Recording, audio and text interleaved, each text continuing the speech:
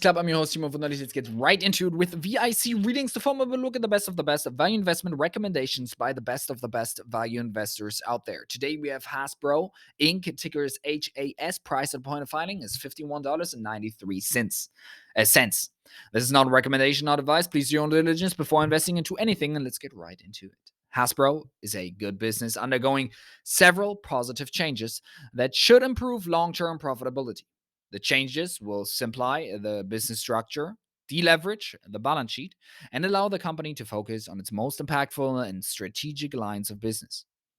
These changes are taking place against a depressed backdrop for the toy industry and discretionary stocks.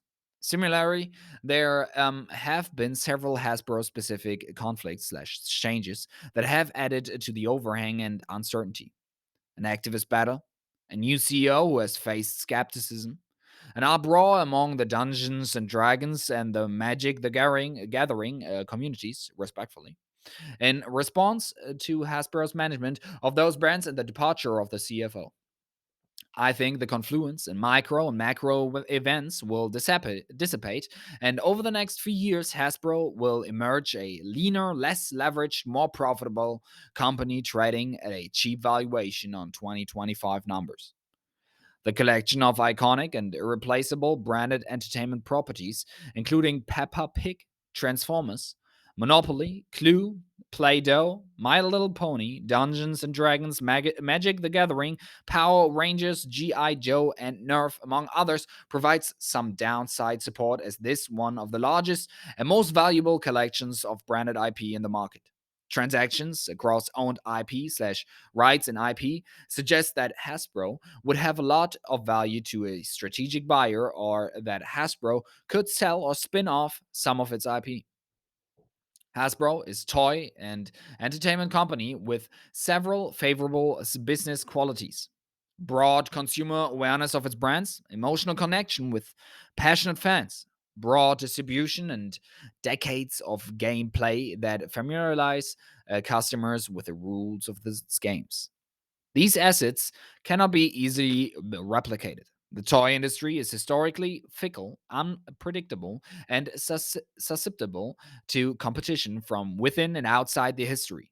Still, Hasbro has been around for nearly 60 years, proving its longevity. I think buying the stock when times are bad, and especially before several positive structural changes take place, offers a good risk/reward. I'm not sure that this is a good long term hold, maybe, but I do see a path for the stock to re rate close to historical multiples over the next 3 years, providing between 80 to 130% upside. A high level overview of the relevant history. In 2019, Hasbro paid $4 billion to acquire E1, a production studio with a portfolio of owned family brands, Peppa Pig, PG Masks, that produce television and movies across scripted and unscripted entertainment.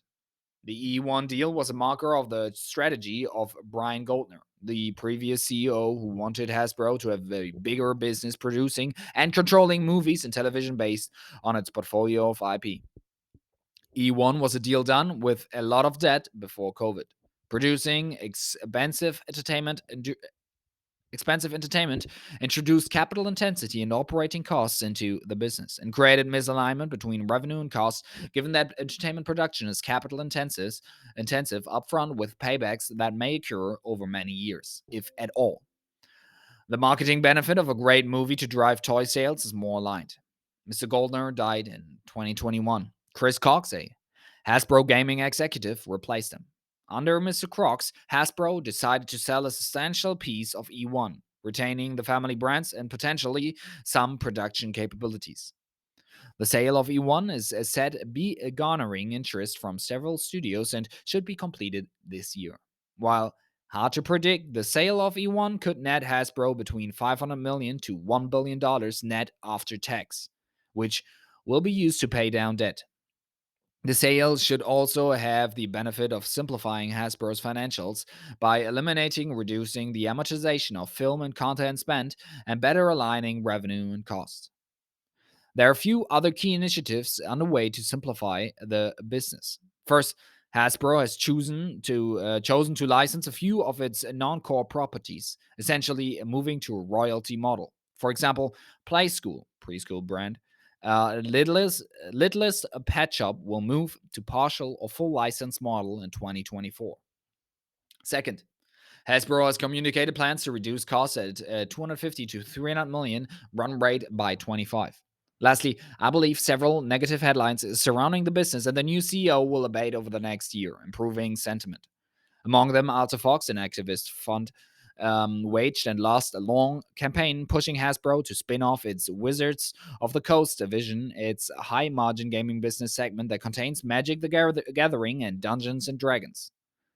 I believe the Alta Fox campaign damaged public perception of the Hasbro brand, some deserved, and probably created some turnover in the stock. Second, Hasbro faced a barrage of bad news and criticism from analysts, investors, and customers over the handling of key issues with its key gaming franchises. With Magic the Gathering, customers and collectors believed that Hasbro was overproducing card sets that were damaging the resale value of the products, a key driver of collectability. There was a very damaging sell side report in late 22 detailing this risk. With Dungeons and Dragons, there was an uproar over proposed changes that Hasbro was making to OGL, or the original game license, which was going to impact how fans and small businesses were going to be able to access and monetize the trademark. Lastly, the CFO, who has been with the company, announced she's going to leave.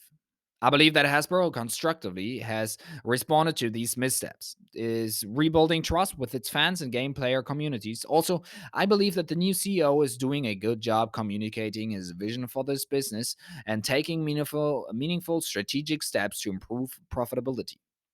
From 2018 to 21, the business generated EBITDA of 750, 842, 990, and 1.1 billion respectively. Due to film and TV accounting, as well as amortization of goodwill and intangibles, partially related to the acquisition of the Power Rangers for 522 in 2018, a big premium to tangible asset value, D&A slash amortization of goodwill and intangibles has ranged from 30 to 100% of net income in the last few years. Prior to 22, Hasbro has a good history of strong operating and free cash flow generation.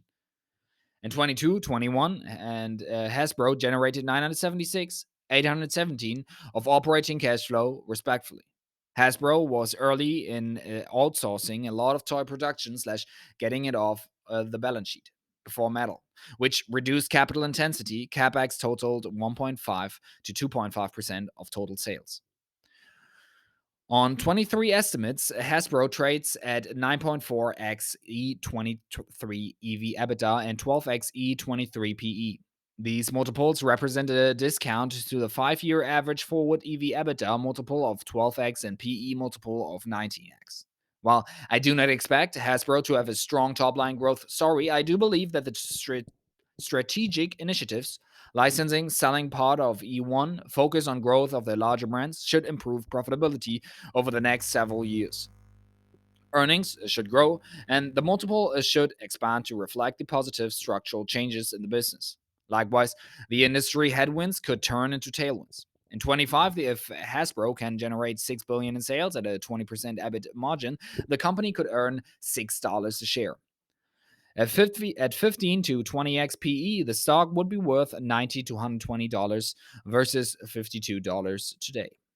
An investor does not need a large multiple re-rating or a premium multiple to generate a good return from the current price.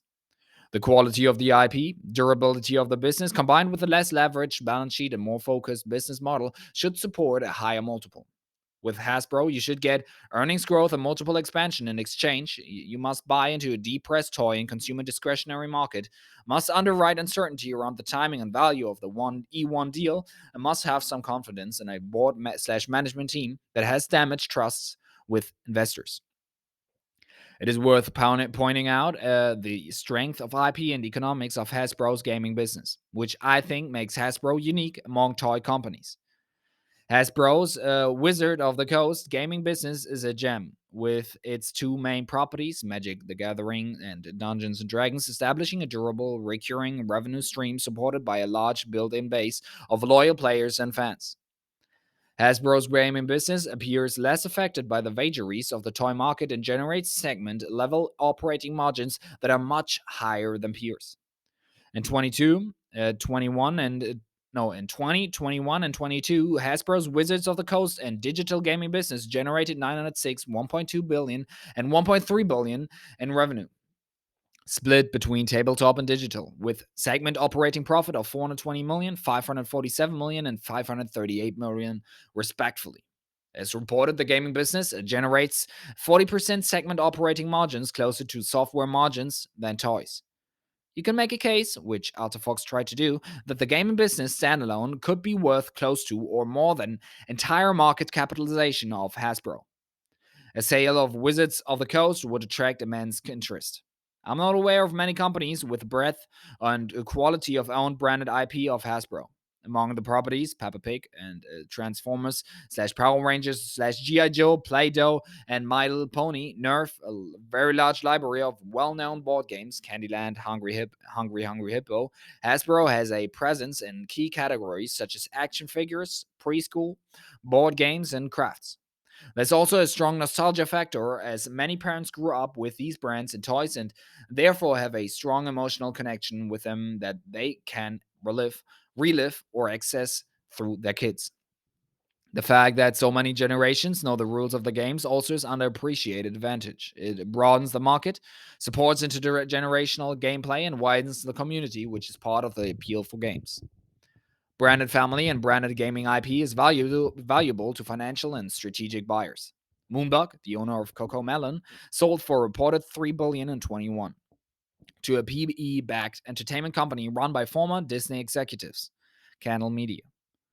The Swedish gaming company Embracer acquired Middle-earth Enterprises, the holding company that controls a broad set of IP rights to Lord of the Rings, last year for what was reported to be 770 million. Other content assets, DreamWorks, MGM, sold for very large EBITDA multiples given their scarcity and strategic value. Pieces of, or the entirety of Hasbro's very deep catalog of IP would likely have immense value to a strategic buyer. There are several inherent negatives to the core toy business. Number one, hit driven. Two, customer taste and preference are fickle and hard to predict. Three, digital platforms continue to grow in terms of consumer attention in dollars. Four, highly seasonal with a large percentage of the business occurring during the holidays. Five, inventory risk. Six, slow top line growth that must contend with upstarts and competition. And despite the negatives, Hasbro and Mattel have been very durable in part due to their iconic owned IP, valuable distribution relationship with retailers, diversification across lines of business, and capacity to innovate. I would expect both to remain durable and resilient. The low multiple creates an attractive entry in the stock. Catalyst, sale of E1, toy industry rebounds. Thank you very much for tuning in. See you next time. Please write down in the comments below what you think of